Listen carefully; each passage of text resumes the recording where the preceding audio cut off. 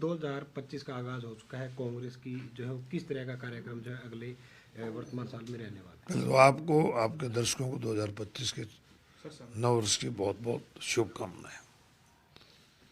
जहाँ तक 2025 की बात है, 2025 की शुरुआत में ही हरियाणा प्रदेश में स्थानीय निकाय के चुनाव होने जा रहे हैं और कांग्रेस पार्टी बड़ी मजबूती से इसको लड़ेगी। कांग्रेस पार्टी लोगों के बीच में जाएगी और जो सबसे बड़ी दिक्कतें शहर में सबसे बड़ा भ्रष्टाचार स्थानीय निकाय में, एनडीसी के नाम पे लूटा जाता है, प्रॉपर्टी आईडी ठीक कराने जाओ तब उसको लूटा जाता है, फैमिली आईडी ठीक कराने जब उसको लूटा जाता है। शहरों में सफाई पूरी तरह से चरमराई हुई है। कुत्तों की वजह से, बंदरों की वजह से, बेसहारा पशुओं की वजह से लोग परेशान हैं। रोजाना एक्सीडेंट होते हैं, कईयों की टांगें टूट गई, बाहें टूट गई, कईयों की डेथ हो गई है। तो लोग इस बात से परेशान हैं और निश्चित रूप से कांग्रेस पार्टी इन मुद्दों को लेकर लोगों के बीच में जाएगी। एक सर क्या पार्टी सिंबल के ऊपर निकाय के चुनाव लड़ेगी या सर? देखिए, पार्टी हाईकमान मीटिंग बुला के फैसला लेंगे। हमारे पार्टी प्रेसिडेंट ने पिछले दिनों कहा था कि कारपोरेशन चुनाव हम पहले भी सिंबल में लड़ते हैं, आगे भी सिंबल में लड़ेंगे। नगर परिषद और नगर पालिका के चुनाव के बारे में जैसा मीटिंग बुला के निर्णय लेंगे, परंतु मेरा व्यक्तिगत मानना है कि हमने सिंबल पर लड़ना चाहिए।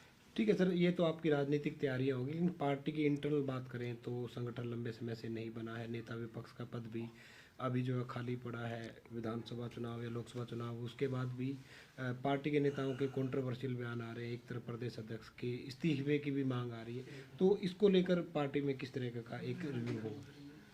किसी भी पार्टी की जो ताकत होती है उसकी पार्टी का संगठन होता है।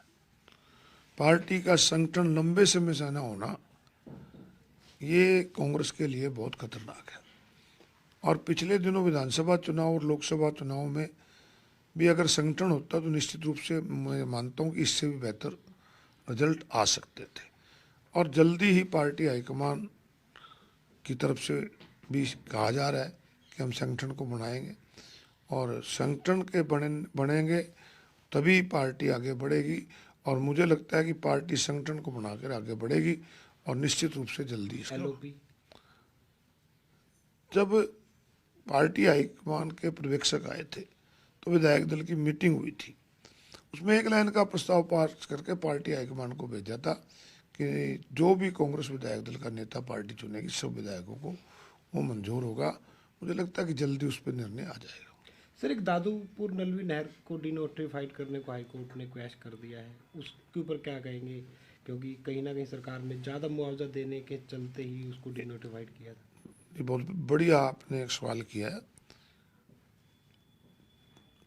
चुनाव के अंदर और अब भी मुख्यमंत्री कहते हैं कि हम किसानों के लिए बहुत कुछ कर रहे हैं।